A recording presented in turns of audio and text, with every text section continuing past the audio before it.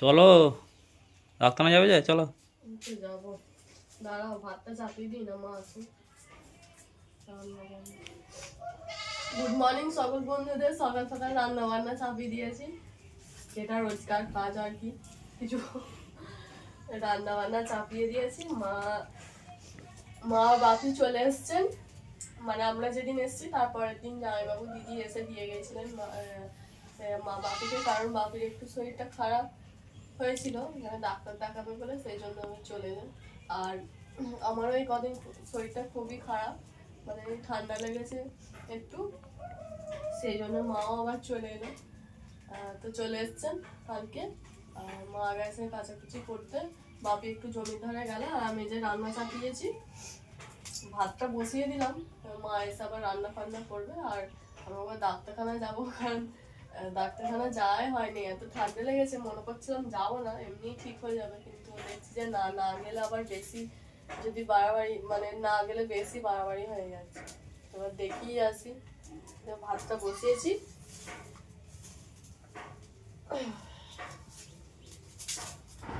সারা রাত তো কেসে কেসে কেসে কেসে কেসে তোমারও ঘুম হয় না আর আমারও ঘুম হয় না, কেসেই যাচ্ছ কেসেই যাচ্ছে। সর্দিটা পুরো বসে গেছে, এবার ভালো করে ডাক্তারকে বলতে হবে। আপনারা তো দাদাভাই সকাল থেকেই বলছে কখন যাবে ডাক্তারখানায়, কখন যাবে। তো এই যে রেডি হয়ে গেছি, এবার যাচ্ছি। তো ডাক্তার দেখিয়েছিলাম, কমেনি, সেই জন্য আবার যাচ্ছি, দেখি। আর মা চলে এসছে কাচাকুচি করে, আমি শুধু ভাতটা করেছি, মা তরকারিগুলো করবেন। চলো, ডাক্তারখানায় চলে এসেছি, ডাক্তারবাবু নেই, বাড়িতে বোধহয় খেতে গেছেন, কাছে এইখানে ওনার বাড়ি, সামনে বসে আছি, পাখা চালিয়ে চলে আসবেন। ডাক্তারবাবু ফাঁকা হবে।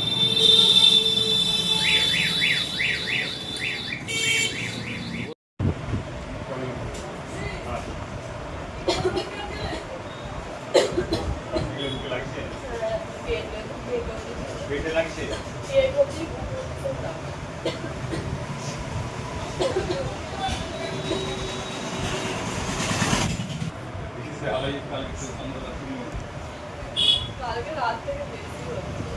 ও অ্যাটাক করলেই সঙ্গে সঙ্গে বুঝতে হবে, তাহলে এখনকার দিনে যত কমবে।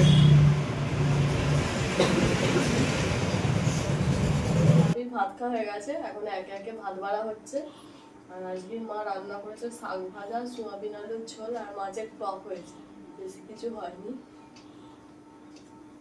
এই অনেক খাবার নাকি। হুম হুম।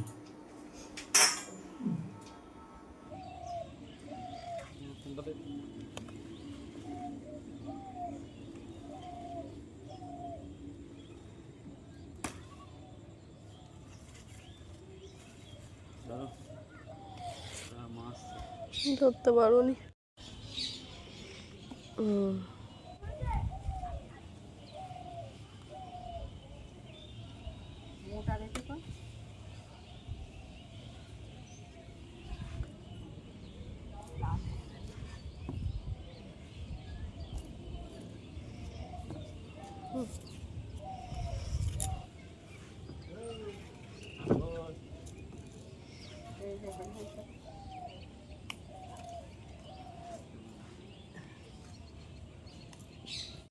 বিকালবেলা একটু ছাদের দিকে এলাম, কারণ ঘরে আর ভালোই লাগছে না এখন, সেই সকাল থেকে।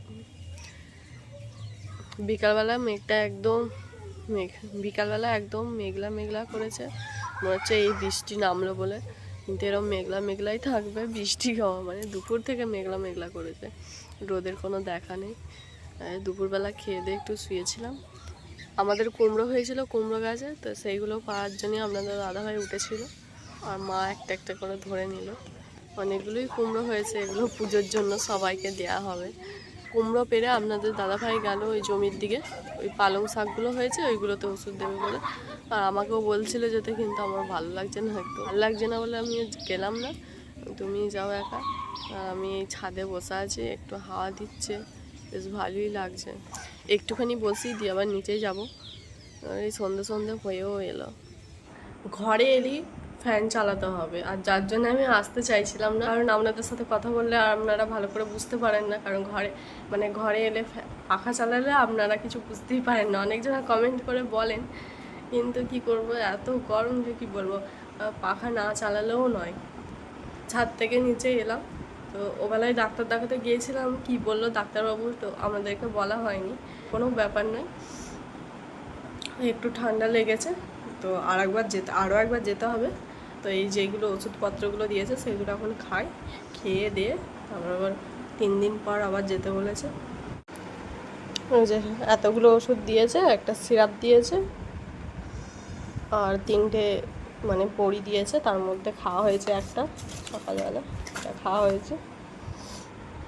তো দেখি খেয়ে বড়িগুলো কি বুঝি খেয়ে, সেরকমভাবে ঠান্ডা লাগে না, এই হঠাৎ কী করে কি হয়ে গেল জানি না, এত ঠান্ডা লেগে গেল। দিদিদের বাড়ি থেকে বাড়ি এলাম, তারপরের দিন সকাল থেকেই দেখছি যে ঠান্ডা লেগে গেছে, যে কি বলবো, শেষমেশ ডাক্তারখানাতেই যেতে হলো। ডাক্তারখানায় যাচ্ছিলাম না, আপনাদের দাদাভাই জোর জবরদস্তি করে নিয়ে গেল। তো কি বলবো, মানে আপনারা সবাই হয়তো দেখেছেন, একটু কেয়ারিং করে আমার প্রতি, বেশি কেয়ার করে প্রচুর। তো এইসব দিক থেকে তো বলতেই হবে না, কিছু বলতে হবে না যে নিয়ে চলো, নিজেই বলবে নাও, তাতেই নাও, চলো ডাক্তারখানায় যেতে হবে। তো আপনারা অনেকেই বলেন, যে কমেন্ট করে বলেন যে তোমার হাজব্যান্ড খুবই ভালো, তো ভাগ্য করে এরকম হাজব্যান্ড পেয়েছেন। আপনারা এরকমই আশীর্বাদ করুন যাতে দুজনেই ভালোভাবে থাকতে পারি। সকাল থেকে শরীরটা খুবই খারাপ করছিল, কিন্তু এখন দেখছি মানে ওষুধগুলো খাওয়ার পর একটু কমেছে, এখন ভালো লাগছে একটু, সেই জন্য আপনাদের সাথেও কথা বলতে পারছি আর কি।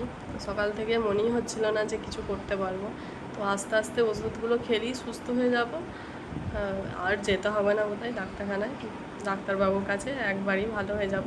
যে ওষুধগুলো দিয়েছে সেগুলো খেলেই ভালো হয়ে যাব, তো সেগুলো এখন খাচ্ছি। আপনারা সকলে ভালো থাকবেন, সুস্থ থাকবেন। এখানেই ব্লগটা শেষ করছি, আপনারা সকলেই ভালো থাকবেন, সুস্থ থাকবেন। আবারও পরের ভিডিওতে সবার সাথে দেখা হচ্ছে, সবাইকে টাটা।